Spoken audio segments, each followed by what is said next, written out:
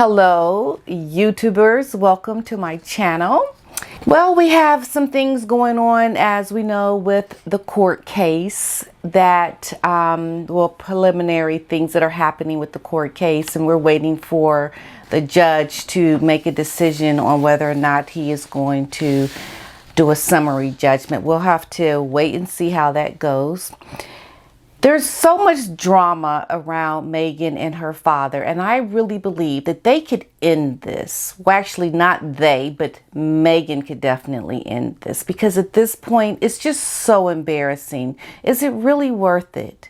Is it really worth going through all this trouble with a court case over some stupid privacy issue when you have put your life out there for everyone to see and fed information to people writing books, and you want privacy? And knowing that your father is involved in this and the damage that this is doing to your relationship with your father, is it worth it? It's not worth it. So this article that I'm looking at today is Meghan Markle wanted her account of letter published, father Thomas believes. This is going to be good. So Meghan Markle's father believes she wanted her account of the letter to him to be published, is what he said in his witness statement. Now, we all know that the Duchess of Sussex is suing the Associated newspaper for alleged breach of privacy and copyright by the Mail on Sunday and Mail Online. Now, the case centers around 5 articles containing extracts from a letter that she had sent to her estranged father a few months after her wedding to Prince Harry. Meghan's legal team are applying for a summary judgment in a hearing today, which, if approved by Judge Warby, would end the case without it needing to go to trial. Now, Mr. Judge Warby, we know you gonna look at the facts and you gonna say, oh no, we gotta get a case, we gotta go to trial. We have got to go to trial for this. We have to find out who those friends were. Those anonymous friends, oh yeah, like they need to come to the light. We need to see them. Now, one element of the publisher's defense is that an article published by People magazine in February of 2019 had quoted the 5 close friends of Meghan's. Now, in the article, the existence of the letter was revealed, and so were the descriptions of the contents. One of Meghan's friends, who was remained anonymous, told the outlet after the wedding she wrote him a letter. She's like, "Dad, I'm heartbroken. I love you. I have one father.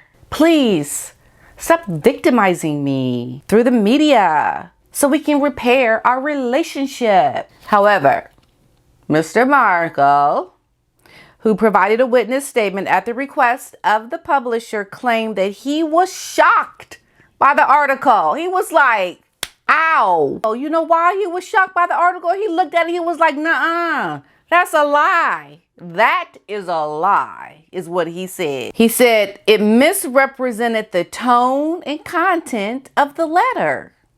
Now, let me just tell you something. Now, you guys know, look at Mr. Markle. Is he conniving? Now, look at Meghan Markle. Is she conniving? Okay, we got our answer. So we know if Mr. Markle says he read it and he knew it was a lie, let me tell you something, it was a lie. Because Mr. Markle ain't conniving. Mr. Markle is telling the truth. I can look at that man and tell him he's telling the truth. He said he reached out to the Mail in order to defend himself against what he saw as unfair characterization of him. Right?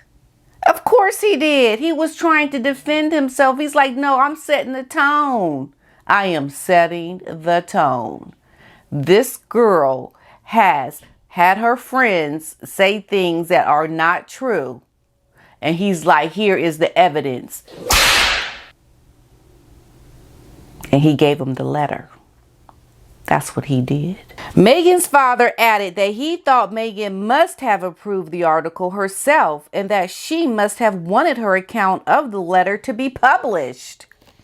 He wrote, "It seemed to me that the article had either been expressly authorized by Meg or that she had at the very least known about it and approved of its publication. I believe and still believe she wanted her account of the letter to be published. The sources of the article were said to be Meg's best friends. Now, we know if Mr. Markle is saying that he believes that she wanted that letter published, she wanted it published. Because look at the way she wrote that letter. Who writes a handwritten letter to their father like that? Who sits down and takes the time to write that kind of letter? The only time you do something like that is if you have a distant relationship with somebody that you never plan on seeing and that you completely don't want anything to do with them, and you're just like, okay, I'm just going to write a letter and I'm going to be done with this. But if this is someone that you have a relationship with, that you want a relationship with, you're not going to sit and write out several pages of a handwritten letter in your best handwriting. Like that don't even make sense to do something like that. And if it don't make sense, what? It ain't true. That's what Judge Judy says. And I believe my Miss Judge Judy because she knows the law.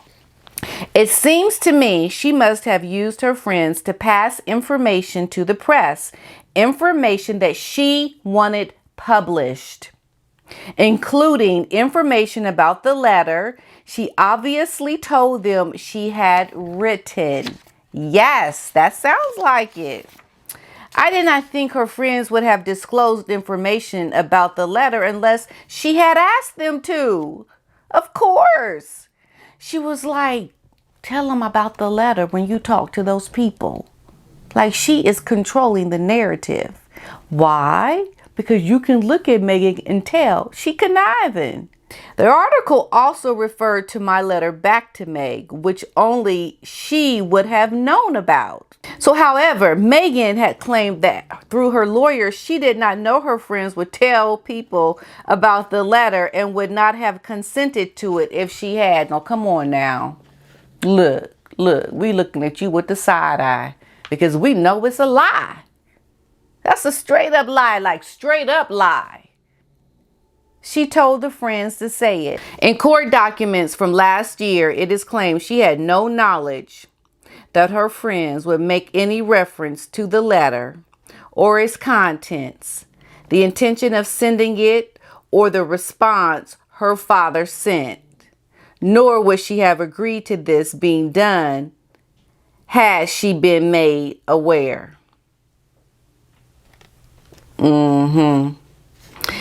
So, the Duchess of Sussex also denied knowing or believing her father would tell the media about it.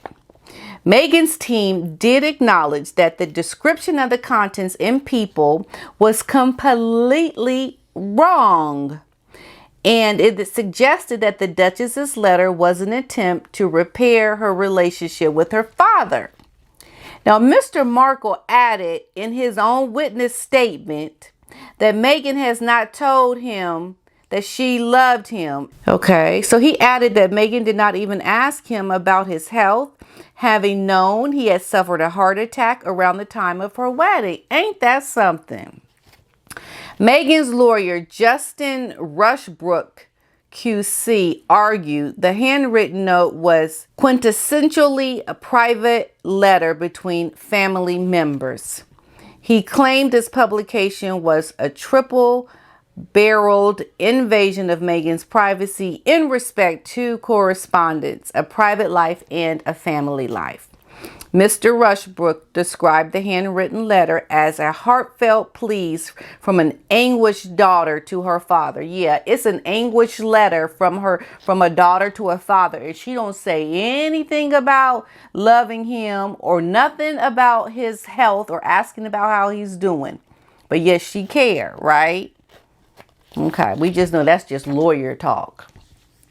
He said the contents and character were intrinsically private, personal, and sensitive in nature, and therefore Meghan had a reasonable expectation of privacy. No, she didn't. She wanted all of her business out there to help with her celebrity. That's the whole purpose of her even having this lawsuit. Judge Warby will decide whether the case can be decided in a summary judgment or whether it should go to trial and have all the evidence investigated more closely.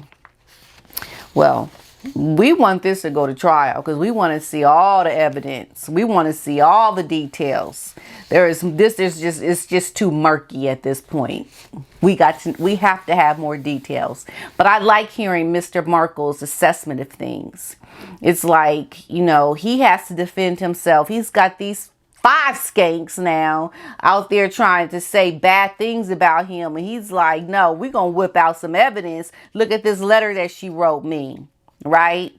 And in this letter, she don't sound like she halfway caring about him, but she wanted people to think. See, this is what I don't understand. So she wanted that letter to get out. But even in that letter, she was just trying to make herself seem like the victim, like Mr. Markle was doing all this bad stuff to her. But she don't even acknowledge that she loves her dad in the letter, and she doesn't ask him anything about his health. So she's just twisted in the head to think that that was even a caring letter, to think that if people were to read that, which I think and believe that she wanted people to know about the letter, that would even be a good representation of her as a daughter. All she tried to do in that letter was to victimize Mr. Markle as being bad and doing something to her.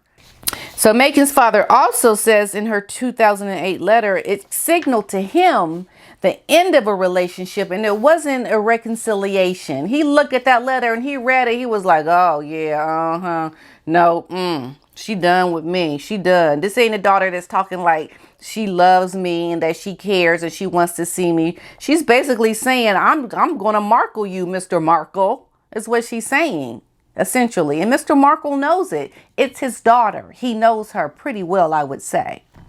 Now, Mr. Markle has claimed that looking at that letter was essentially the end of his relationship. He knew it definitely was not an attempt from Meghan to try to reconcile anything.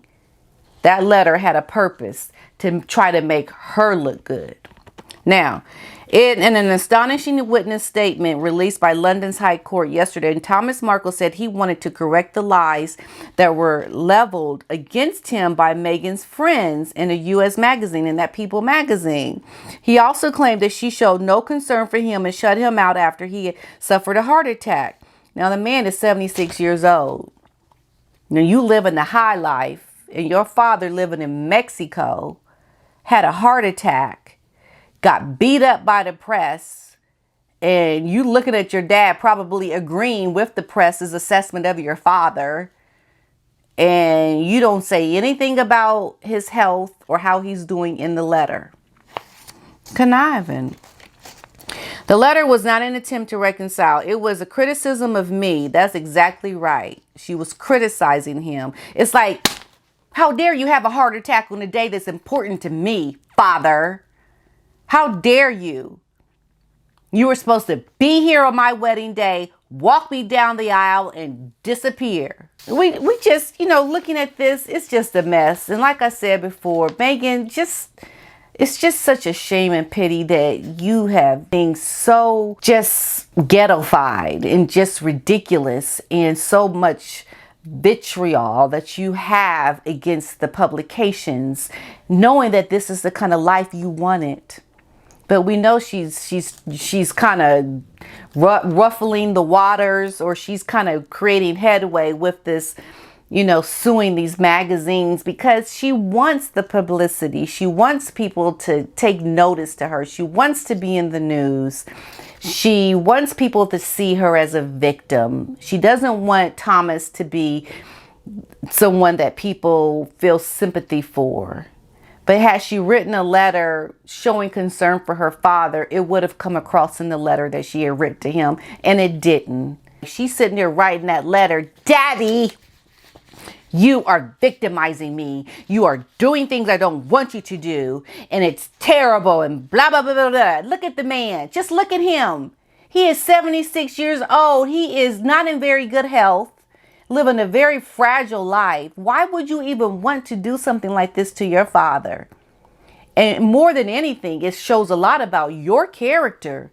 It shows a lot about Meghan's character that she would even have the audacity to even put something like this in the public to be mitigated. It just shows how self-centered she is. It just shows how she is not about the, let's just suppress the feelings of maybe how you felt about certain things, considering you've got this great life now. Rise above it and just go on with your life, because your family now is reaping the backlash from your celebrity, and you have the nerve to now want to file lawsuits. So I just wish the best for Mr. Markle. And I heard he's coming out with a documentary. Good for him. I think he should call me to talk to me. I'll talk on the documentary and give my perspective about it, because I think Meghan doesn't realize what she's doing. But one day, when she gets older than what she is now, you would think it would have happened by now. But sometimes some people a little slower than others. She will have an aha moment to see how she's behaved badly. And she will see it later in life.